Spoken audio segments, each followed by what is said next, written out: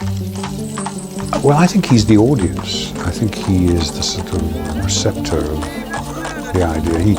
I think Watson really is everyman, and one has to remind oneself that he's working with or associated with a genius.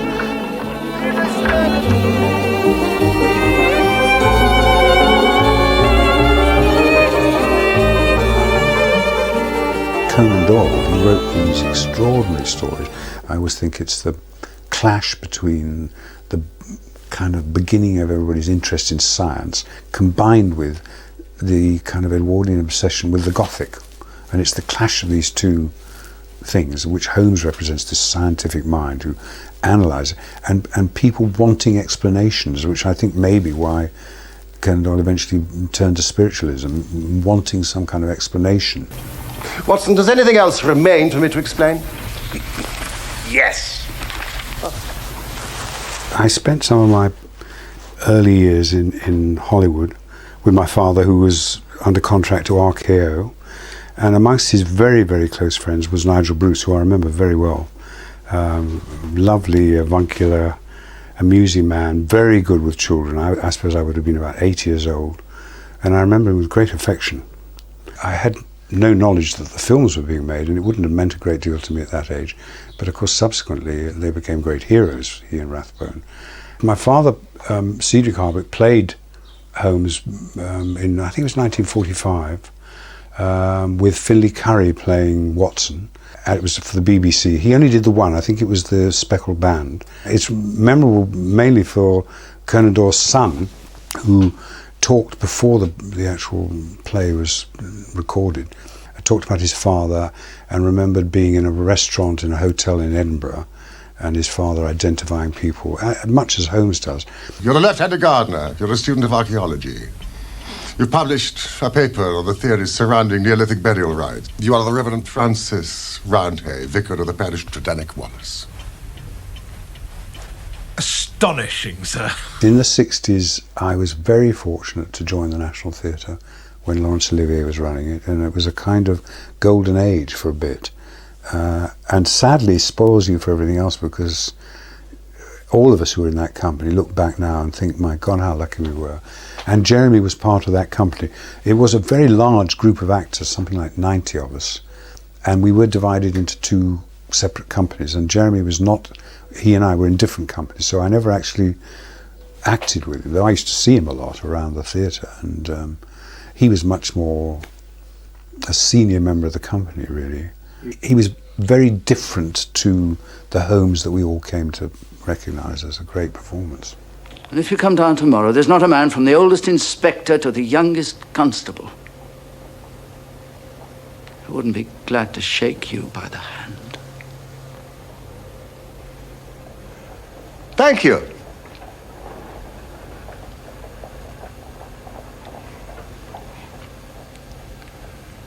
Thank you. Yes, I was luckily enough doing a BBC Shakespeare of Titus Andronicus with Anna Calder Marshall, who is David Burke's wife. And David suddenly came in one day and said, listen, I can't do, they may do another series of Sherlock Holmes. He said, I can't do it because I've accepted an offer to go to Stratford-on-Avon to work with Anna. We want to work together, and it means we can have Tom, their son, with us. So I'm going to ring Granada and speak to Michael Cox and suggest that perhaps you might be considered. So I said, oh, that's fantastic. And he rang Jeremy, and it came, that's how it happened. David couldn't do it because he wanted to go to Stratford, and so it fell to me.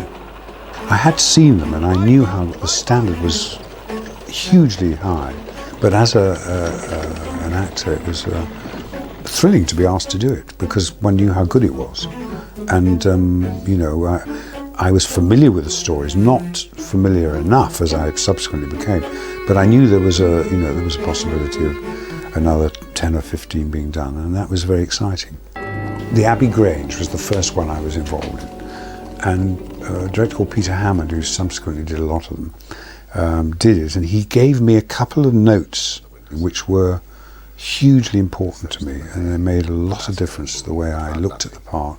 And I think it had been a deliberate choice. I think somebody thought he can help There was a sequence in the Abbey Grange where Holmes is pacing around trying to work this thing out, and Hammond said to me, I want you to smoke. And I said, yes, what? Smoke what? He said, cigarettes. I want you to smoke cigarettes. So I lit a cigarette.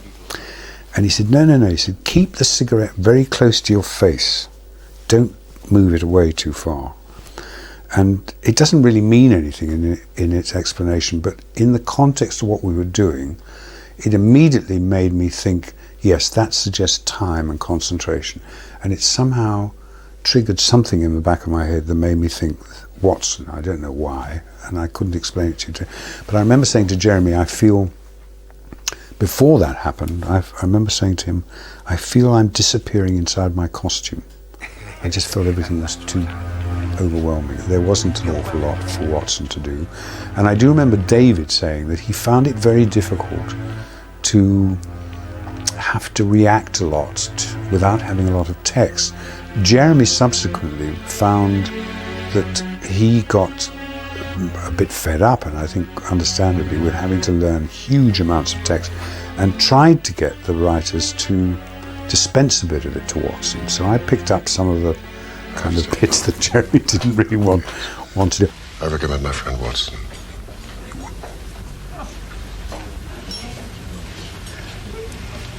That's very kind of you, Doctor. I remember one major problem I had, which was that I was always having to read things out of newspapers, and because I have to wear glasses to read, and couldn't do that as Watson, so I was always learning vast quantities of newsprint, which I found very tedious. Holmes! Go! The biggest compliment I had paid to me was, on several occasions, I was called David. People said, David, can you move that way? And I thought, well, there aren't too many ripples here if they think I'm David Burke. I really don't know how I differed from David. I mean, we were different. Subsequently, I've read people said I seem to be an older, graver Watson. That always worried me a bit, because I thought what I did feel very strongly about playing Watson with Holmes is that two people who work together in those circumstances have to have a lot of humour. There has to be a lot of laughter. The hand with which you hold the trowel. Exactly right. Precise in every detail, but how, sir, how? Vicar. The parish magazine, it's all...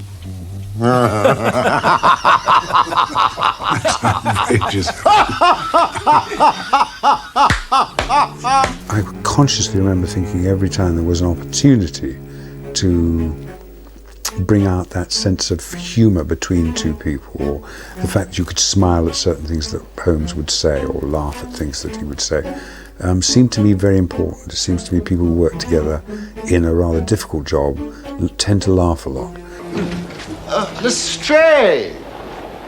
There was a wonderful file which was passed around, the Baker Street file, which had, I mean, every single detail that appeared in the stories. And I remember at one point I think I had to use a fountain pen, and I questioned. I said, this seems very modern. He said, no, it's not, it's in the file. And we looked it up, there it was. And I think somebody absolutely wrote and made some comment, and they were able to write back and say, no, this is absolutely accurate. And it was an amazing document. I think I've still got it somewhere.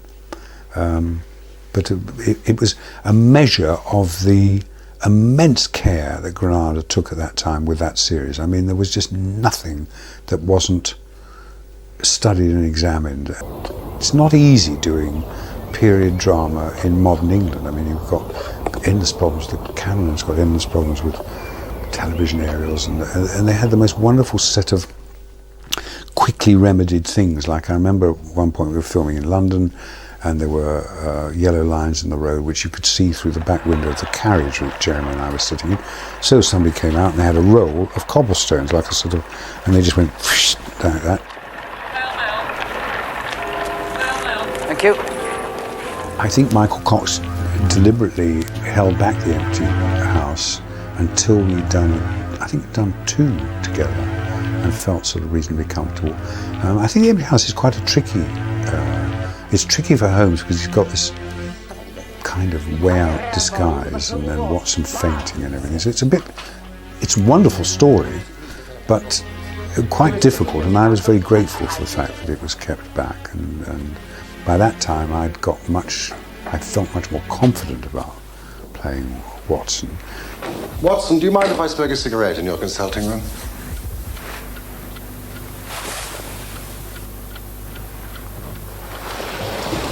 At least at the beginning of The Empty House, it's Watson with Lestrade, and Holmes is not there, so you have a chance to kind of establish something before the star appears, as it were. And so it was good that I had a bit of a chance to get into it before that. Thank you for your help. Now let me see what meager refreshment I can provide. Food is a very important part of the stories, and certainly Watson is fond of his food. Lunch? Of course, my dear fellow, you must be starving. Now, observe that map. You will see that there is a hostelry. We eventually get to the inn and order some food, and there's a bowl of soup or something, I can't remember exactly what it was. And one of my favourite moments as Watson was, Holmes says to him, How is it, Watson? It is disgusting, Holmes. it was just a very nice comic moment that we shared. And I remember quite a few scenes in Baker Street where Holmes is having breakfast, or they order, and Watson eats a great deal and Holmes doesn't, to picks it.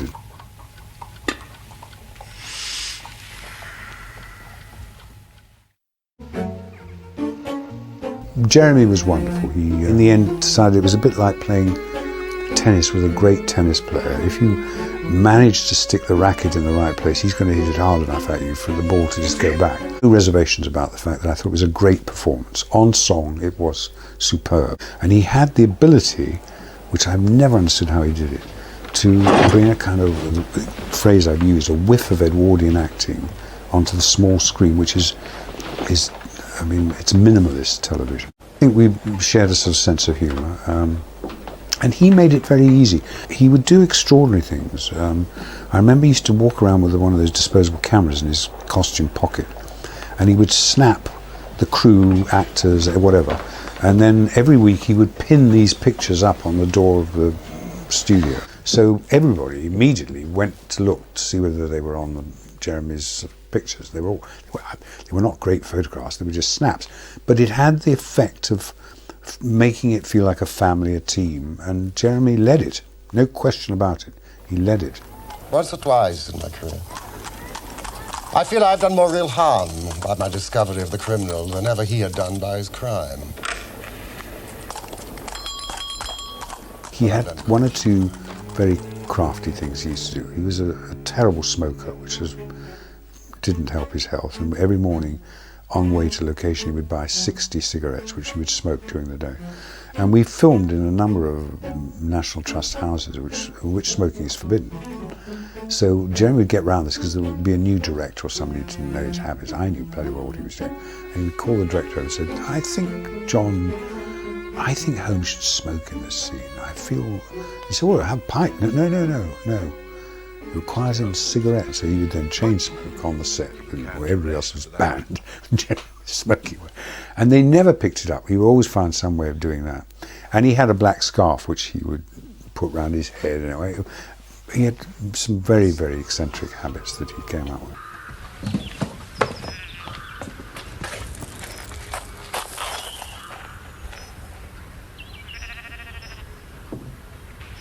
The series as a whole was a hugely happy time. It's obviously dominated by Jeremy, absolutely dominated by him. And the laughter, huge sort of gales of laughter.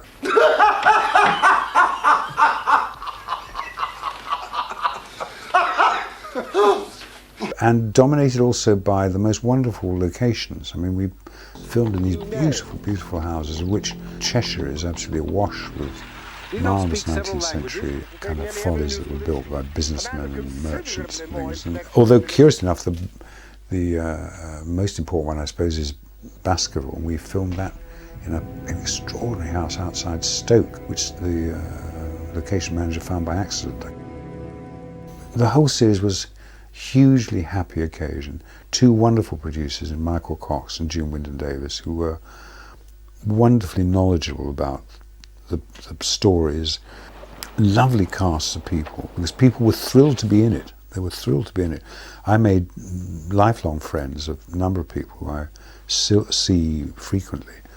And as I say, dominated by Jeremy, hugely generous, wonderfully eccentric. The moor is intersected with paths. I remember the moon was at the full. But it was a very, very happy time, and he is deeply and sadly missed. I mean, I miss him. Although we didn't see a lot of each other after we'd finished, he used to phone me in France and come up with jokes. He would never remember the tag, and he'd have to put the phone down and ring back. But he was an extraordinary man and a great loss. And sadly, I feel not honoured enough for what he did. He didn't get any gongs for that performance. And it will be remembered, I'm sure, because I think he is an extraordinary Holmes.